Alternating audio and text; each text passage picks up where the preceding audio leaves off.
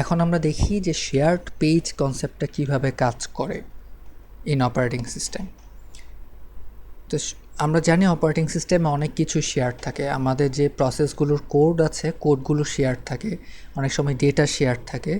তো one copy of read only code shared among processes similar to multiple thread sharing, যে multiple থ্রেডে যে ডেটাগুলা বা প্রসেসের কিছু ইনস্ট্রাকশন ওগুলো শেয়ার থাকে। And this shared code is also useful for inter-process communication if sharing of read-write pages is allowed. So shared কোডে এই shared পেজগুলো খুব ভালো কাজ করে।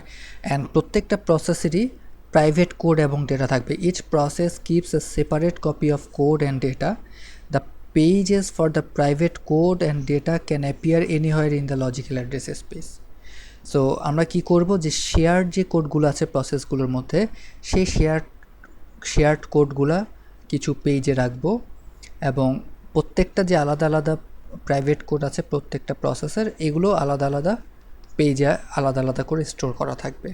সো এইভাবে আসলে শেয়ার্ড পেজটা কাজ করে, কারণ দিস পেজেস যেগুলো শেয়ার্ড কোড, এই পেজগুলোকে আসলে সবগুলো প্রসেসে ইউজ করতে পারবে।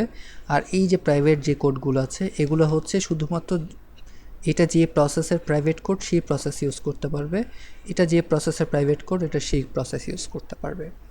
সো আলটিমেটলি আমার মেমোরি অপটিমাইজেশন হচ্ছে। তো আমরা যদি একটা এক্সাম্পল দেখি, এখানে আমরা দেখতে পাচ্ছি তিনটা প্রসেস আছে, P1, P2 and P3। So P1, P2, P3 প্রত্যেকেরই 4টা করে পেজ আছে। 4টা পেজের মধ্যে আমি দেখতে পাচ্ছি কিছু কোড বা ইনস্ট্রাকশন বা ডেটা এই প্রসেসগুলোর মধ্যে কমন, সেটা হচ্ছে প্রথম 3টা পেজ। সো আমরা দেখতে পাচ্ছি যে প্রথম 3টা পেজ প্রত্যেকটা প্রসেসের জন্য কমন।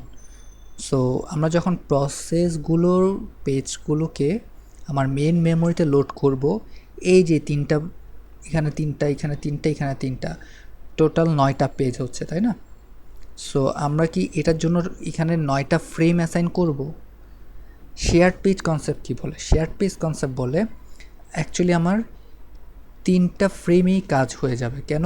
কারণ হচ্ছে this are the shared code, মানে এক্স্যাক্টলি কমন জিনিস। সো দ্যাটস ওয়াই আমরা যদি প্রত্যেকটা প্রসেসের পেজ টেবল দেখি, দেখব সেম ফ্রেমকে রিপ্রেজেন্ট করতেছে তারা, বা সেম ফ্রেমকে ইন্ডিকেট করতেছে, পয়েন্ট করতেছে। সেটা হচ্ছে 3, 4 অ্যান্ড 7, এখানে 6। সো এইখানে হচ্ছে আমার সেই শেয়ার্ড কোডগুলো স্টোর করা হচ্ছে বা লোড করা হচ্ছে এই ফ্রেমগুলোতে।